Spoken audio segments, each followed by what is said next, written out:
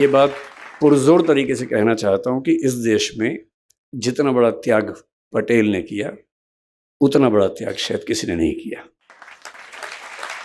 मतलब महात्मा गांधी तो उस रेस में थे ही नहीं, लेकिन जो लोग मंत्री बनने की प्रक्रिया में शामिल थे, अगर मैं उनकी बात करूं, भाई जिसके सामने थाली सजा के प्रधानमंत्री का पद रखा हो और उनको ये अच्छे से पता था कि 1946 चल रहा है, संविधान बनते बनते 3-4-5 साल लगी जाएंगे, 1951-52 में पहली बार इलेक्शंस होंगे, पहला पीएम बनेगा, और तब मेरी उम्र अगर मैं रहा तो 77 के आसपास होगी, और 77 की उम्र में प्रधानमंत्री बनूंगा, इस इरादे से कोई चलता नहीं है। कम से कम यही नियति को शायद मंजूर भी था कि वो 75 के आसपास की उम्र में 1950 में दिसंबर महीने में उनकी मृत्यु हुई, और उनकी मृत्यु के 1 साल और कुछ महीनों के बाद इस देश के पहले चुनाव हुए। और इससे भी बड़ी बात क्या है, महात्मा गांधी थे, महात्मा गांधी ने कहा कि भाई देखो मैं कह रहा हूं पीछे हट जाओ, हट गए पीछे। दशरथ ने कहा कि बेटा ऐसा संकट है, राम पीछे हट गए, राम वन में है, और पता लगा कि दशरथ की मृत्यु हो गई है। अगर दशरथ की मृत्यु के बाद राम बोलते कि भाड़ में जाए दुनिया, मैं वापस आ रहा हूं, देखता हूं कौन मना करता है, कौन मना कर लेता। पर नहीं, मेरे पिताजी का वायदा था, वायदे के लिए मैं कुछ भी कर सकता हूं। मतलब एक बहुत प्रसिद्ध गजल का शेर है, जैसी एक लाइन है, मैं कुछ भी हूं पर एहसान फरामोश नहीं।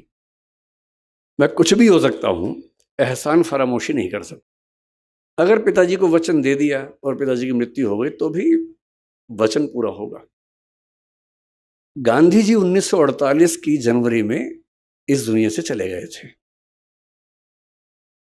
जिन गांधी जी के वचन का सम्मान था वो तो नहीं है, और पटेल 1950 के दिसंबर में गए, 22 महीने थे। और यदि वो उस समय ठान लेते कि अब तो गांधी जी हैं ही नहीं, अब कौन रोकेगा। पर वही बात है कि वचन दिया है तो दिया है, निभाना है तो निभाना है। और इसलिए किसी बड़े व्यक्ति की पहचान इससे नहीं होती कि उसने खेड़ा सत्याग्रह किया, बारडोली सत्याग्रह किया, वो तो किया, बड़ी बात है। पर सीखने की असली बात होती है चरित्र, किरदार, कि उस व्यक्ति के अंदर ऐसा क्या था। और पूरे स्वाधीनता संग्राम में शायद इतना बड़ा दिल, इतना बड़ा जिगर मुझे नहीं लगता किसी और के पास रहा होगा। ये उनकी पहली पहचान है। दूसरी बात, नेता बनना हमें लगता बहुत आसान काम है। मेरा मानना है कि इस दुनिया का सबसे मुश्किल प्रोफेशन नेतागिरी करना है, सबसे मुश्किल काम है। अच्छा, हम जब तक पॉलिटिक्स में नहीं जाते हमको लगता है कि मजाक चल रहा है, सब क्या है, ऐसे ही हैं तो लूट जाते हैं, लूटते हैं, लुटेरे हैं, डाकू हैं, ये हैं, वो हैं। कहना बड़ा आसान होता है। एक बार इलेक्शन लड़के देखिए, तब समझ में आता है कि इलेक्शन क्या है, पॉलिटिक्स क्या है। मुझे आज से 7-8 साल पहले कई दोस्तों ने कहा कि तुम पॉलिटिक्स में चले जाओ, तो मेरा पहले मन था पॉलिटिक्स में जाने का। जब मैं कॉलेज में आया ही था तब तो एक ही मन था कि पॉलिटिक्स में ही जाना है।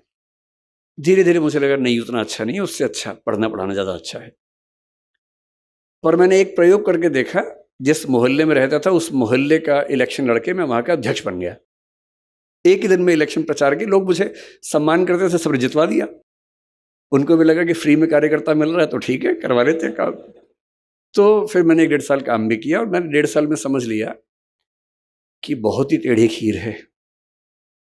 लोगों की वैध अवैध उम्मीदें जो कभी खत्म होती ही नहीं, उन सबको पूरा करने की नैतिक जिम्मेदारी। वेतन आपको मिलना है नहीं वहां से, मतलब जिस पद पर मैं था कम से कम वहां तो वेतन भी नहीं मिलता है। ऊपर से आप कितने भी ईमानदार हो, कीचड़ उछलना ही उछलना है। आप अपनी जेब से पैसा खर्च करके कुछ बनवा देंगे तो भी क्या कहा जाएगा, जरूर कहीं से कमीशन मिल रहा होगा। इतनी गालियां, इतनी आलोचनाएं। इसीलिए कहते हैं कि स्टील की नर्व्स हों तो ही पॉलिटिक्स में आना चाहिए। चमड़ी बहुत मोटी हो, खाल बहुत मोटी हो तो ही पॉलिटिक्स में आना चाहिए, वरना नहीं आना चाहिए। बहुत मुश्किल होता है। मैं तो कल्पना करता हूं कि अगर कभी राहुल गांधी या अरविंद केजरीवाल अखबार पढ़ लें या सोशल मीडिया पर चले जाएं और देख लें कि इंस्टाग्राम पे, यूट्यूब पे उनके बारे में क्या क्या चल रहा है, या व्हाट्सएप देख लें एक दिन, मतलब किसी बीजेपी वाले का व्हाट्सएप किसी दिन राहुल गांधी के हाथ में पड़ जाए एक दिन के लिए, और उसमें देखें कि उनको कहाँ कहाँ से क्लिप काट